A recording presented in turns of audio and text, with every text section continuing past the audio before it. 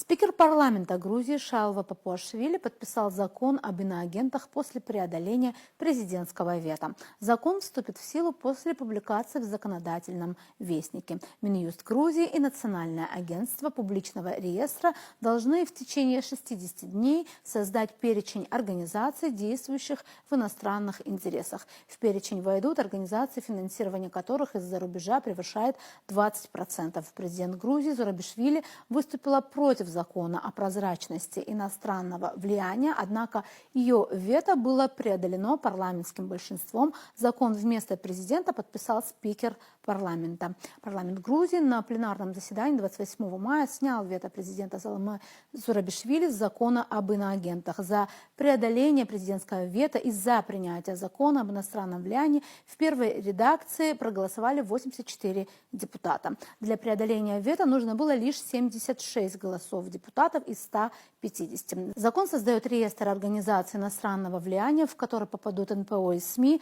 зарубежные гранты у которых превышают 20% некоммерческого дохода. Закон предусматривает систему штрафов за отказ в регистрации или в предоставлении данных. Принятие закона происходит на фоне протестной активности за стенами парламента. К зданию стены улиц колонны студентов. Из юридических механизмов остановить действие закона о прозрачности иностранного влияния остается иск в Конституционный суд. Между тем, протестные акции против принятия закона об иноагентах продолжаются в Тбилиси, а Госдеп США и структуры Евросоюза продолжают угрожать властям страны санкциями и остановкой евроинтеграции.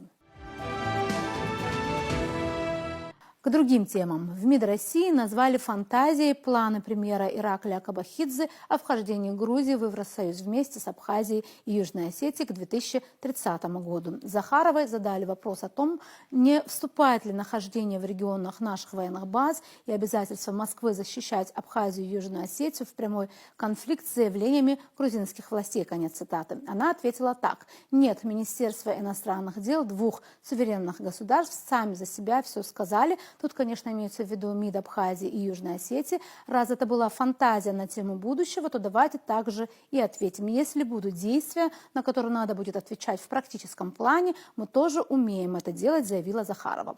Как отметила Мария Захарова, в Европейском Союзе нет полноправных членов. Там есть страны, соподчиненные неким нарративам командно-административной системе. Они изнемогают от разрушительного воздействия своих же решений на собственную экономику, хотя ориентированы они изначально были против России. Но сделать ничего не могут. Их продолжают заставлять принимать антироссийские меры. По ее словам, страны Евросоюза убивают свою экономику, отказываясь от российских энергоресурсов. Разве они делают это, исходя из своей заинтересованности? Нет. Заинтересованность в российских энергоресурсах была такой, что страны Европейского Союза вместе с нами строили под них инфраструктуру. Потом им это делать запретили. Это полноправное членство, задается вопросом Захарова. И сама же отвечает, сейчас их заставляют отрезать от своих бюджетов средства в пользу киевского режима. По своей воле? Нет.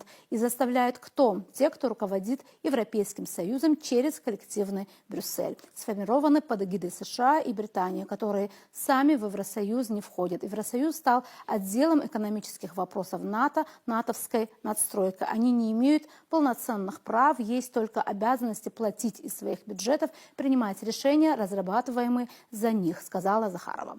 Именно эти вопросы являются ключевыми в теме вступления Грузии в ЕС, отметила она. Продолжаем передачу.